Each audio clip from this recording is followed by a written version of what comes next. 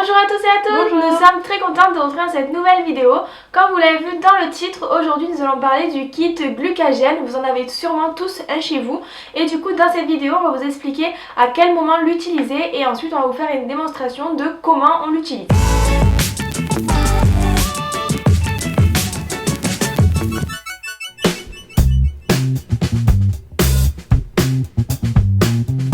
D'abord, pourquoi on utilise le glucagène? Alors, le glucagène, on l'utilise en général quand on est en hypoglycémie, mais quand on est en perte de connaissance, parce qu'en fait, quand on est en hypoglycémie et qu'on a perdu connaissance, on ne peut pas forcément avaler des choses, on a un risque d'étouffement, vu qu'on a perdu connaissance. Donc du coup, le glucagène permet de faire remonter une hypoglycémie sans forcément avaler quelque chose. Comment se présente le kit glucagène? Alors déjà, il faut savoir que ça doit se garder au frais, entre 2 et 8 degrés donc au frigo. Donc c'est vrai qu'on ne peut pas l'emporter dans son sac toute la journée par exemple avec soi, étant donné que si on le garde dehors et qu'il subit des variations de température très importantes, il risque de se détériorer et de plus être efficace. Donc c'est vrai qu'il faut le garder au frigo. Et comment il se présente? Alors c'est une boîte orange comme ça, donc l'orange c'est vraiment parce que c'est un truc en urgence, donc au moins on le voit rapidement dans le frigo.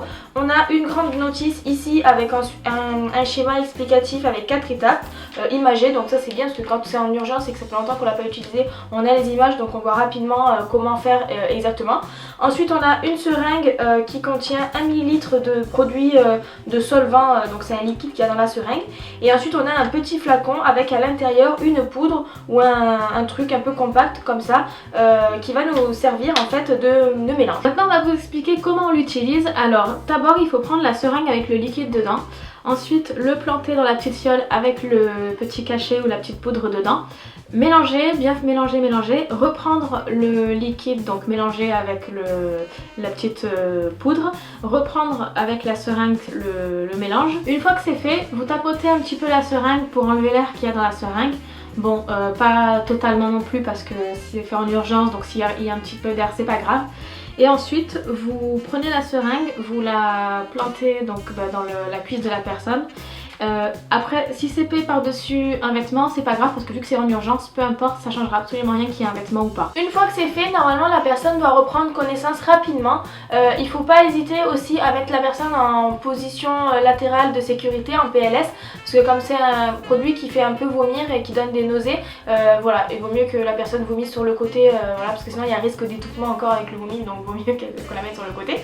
Voilà, et du coup la personne va reprendre connaissance progressivement, voilà, et puis c'est possible qu'elle ait un peu des nausées du coup à cause du produit. Comme c'est un produit qu'on utilise presque jamais, il faut bien aussi vérifier de temps en temps les dates de péremption, parce que c'est pas au moment où il faudra le faire qu'il faudra vérifier, même si je pense que si on fait une injection avec un produit qui est un peu périmé, ça peut fonctionner. C'est vrai qu'il vaut mieux régulièrement vérifier la date de péremption vu qu'on le stocke au frigo et qu'on l'utilise jamais. Au moins on peut refaire le renouvellement, quoi, le roulement plus rapidement et donc anticiper ce genre de problème. Et n'oubliez pas que ce produit, il faut bien le garder au frigo. Quand il est à température ambiante, il devient instable et peut-être un petit peu inefficace. Donc ça sert à rien de l'amener, par exemple quand vous allez faire du sport dehors, ça sert à rien de l'amener avec vous. Surtout que quand on en arrive à utiliser ce produit là, c'est que vraiment c'est une grosse hypoglycémie, donc on a tous les symptômes de l'hypo juste avant.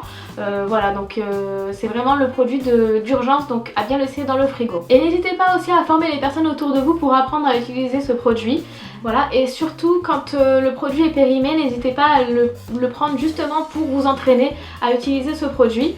Moi je sais que par exemple quand je suis partie en vacances, j'avais une amie avec moi et donc du coup je lui ai montré rapidement le produit pour qu'elle puisse l'utiliser si jamais il y avait un problème. Voilà, donc on espère que cette vidéo vous aura plu. N'hésitez pas à nous mettre dans les commentaires si vous avez des questions sur le kit glucagène, que ce soit sur Facebook, YouTube et tout ça.